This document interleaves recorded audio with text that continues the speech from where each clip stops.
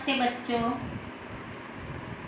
मैं आदर्श विद्यालय से नैना बहन पटेल 10वीं कक्षा के हिंदी विषय में काव्य 1 प्रभु जी तुम चंदन हम पानी, इसके कवि है कवि रविदास। उनका जन्म सन 1388 और निधन सन 1518 ईस्वी सन अनुमानित किया गया है। अब कवि का परिचय है कि संत कवि रविदास कबीर के समकालीन संत थे। रविदास को रविदास के नाम से भी जाना जाता है। यह माना जाता है कि संत रामानंद जी के शिष्यों में से वे एक थे। वे काशी में रहते थे।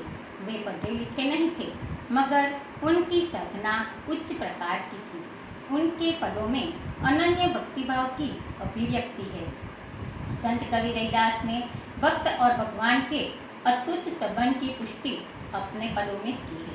अटूट यानी कभी न टूटने वाला संबंध। आत्मा परमात्मा का मिलन सोने में सुगंध की भांति उत्तम बतलाया है। उनके पद बहुत लोकप्रिय है। उनके कुछ पद गुरु ग्रंथ साहब में संग्रहित थे। बोलचाल की भाषा सरल और सहज में 200 से अधिक पद है।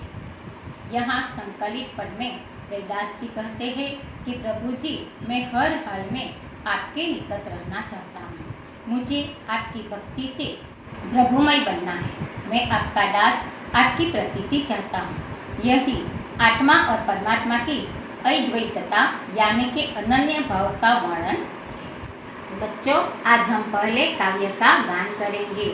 प्रभु जी तुम चंदन हम पानी, प्रभु जी तुम चंदन हम पानी, जाकी अंग अंग बास समानी, जाकी अंग अंग बास समानी, प्रभु जी तुम घन बन हम मोरा, प्रभु जी तुम घन बन हम मोरा, जैसे चितवत चंद चकोरा, जैसे चितवत चंद चकोरा, प्रभु जी तुम दीपक हम बाती, प्रभु जी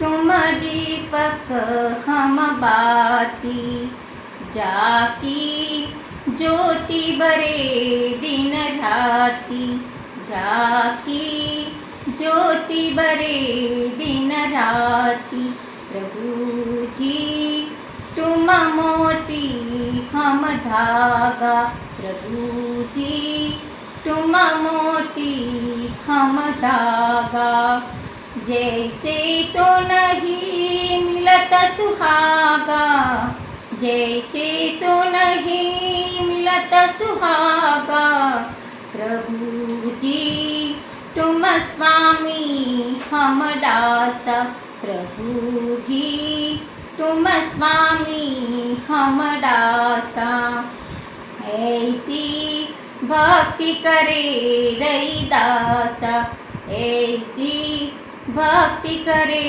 रविदासा, प्रभु जी तुम चंदन हम पानी। तो बच्चों, हम अब काव्य को भावार्थ से समझेंगे।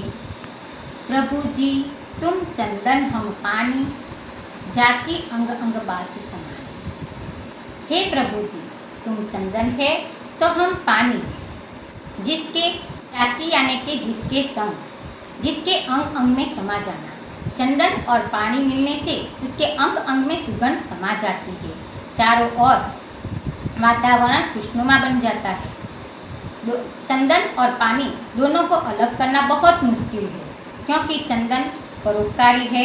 वो खुद घिसकर औरों को सुगंध देता है। भगवान कहते हैं कि उनका स्थान मेरे मस्तक पर है। मैंने उसे अपने मस्तक पर धारण कर लिया है। क्योंकि वो चंदन परोपकार है, इसलिए उसका लेप हम करते हैं और उसका तिलक भी लगाया जाता है। इस तरह भगवान के मस्तक पर चंदन ने अपना स्थान प्राप्त कर लिया है।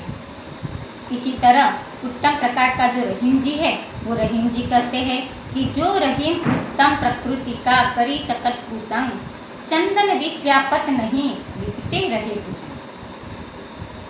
रहीम जी कहते हैं कि उत्तम प्रकृति जो है चंदन, उसका स्थान परोपकार की भावना का है। वो कभी कुसंग छोड़ता नहीं है।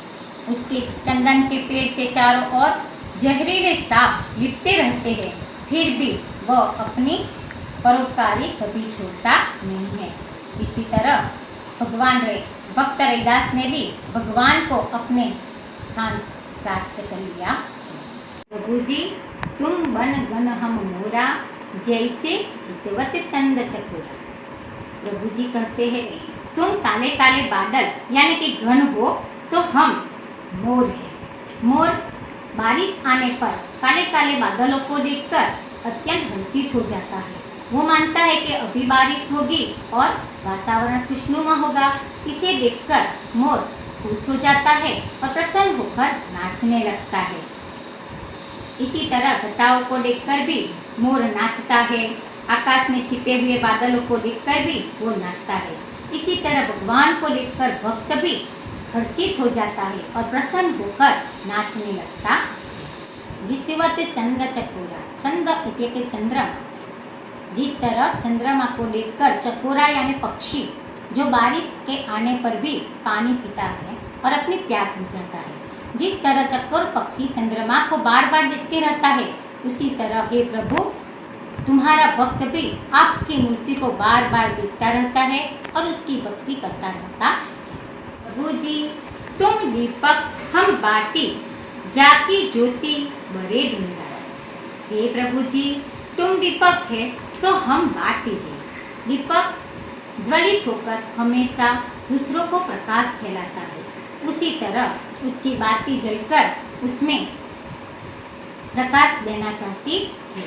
जिस तरह वह दिन भर जलकर लोगों में प्रकाश फैलाता है, उसी तरह हम प्रार्थना करते हैं कि परोपकार की भावना भी दीपक में है और उसी दीपक लोगों को प्रकाश देता है, प्रकाश फैलाता है और परोपकार की भावना रखता है।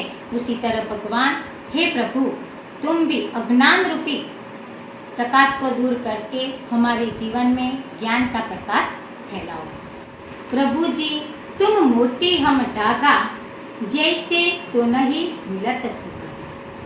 हे प्रभु जी तुम अनमोल मोती हो तो मैं उनमें रहने वाला धागा हूँ। जिस तरह मोती को धागा में परोकर उससे सुंदर मालाएं बनाई जाती है और उसका मूल्य बढ़ जाता है, इसी तरह सोने के अंदर सुहागा मिल जाने से सुंदर आभूषण तैयार किए जाते हैं। उसी तरह भगवान की भक्ति पा लेने से भक्त भी अमूल्य हो जाता है। इसलिए मैं आपकी भक्ति पाकर अमूल्य बनना चाहता हूँ। प्रभु जी तुम स्वामी हम दासा, ऐसी भक्ति करे रैदासा। हे प्रभु तुम स्वामी यानी के मालिक हो, हमारे भगवान हो और मैं आपका सेवक हूँ। रैदास ने कहा है कि हे भगवान, हे प्रभु जी मेरी भक्ति हर हाल में आपके पास रहना चाहती है। मुझे आपकी भक्ति से प्रभुमय बनना है। मैं आपका दास हूँ, इसकी मैं प्रतीता चाहती हूँ। जिस तरह मैं प्रभु आपके पास अनन्य भाव से रहना चाहता हूँ। इस तरह रैदास ने अनेक उदाहरणों द्वारा भगवान की भक्ति प्राप्त की और उन्होंने अपना अनन्य भाव व्यक्त किया। अब मैं आपको जो स्वाध्याय देती हूँ वो स्वाध्याय आपको हर एक छात्र को जिसे हिंदी लेना है वो आपकी नोटबुक में लिखिए।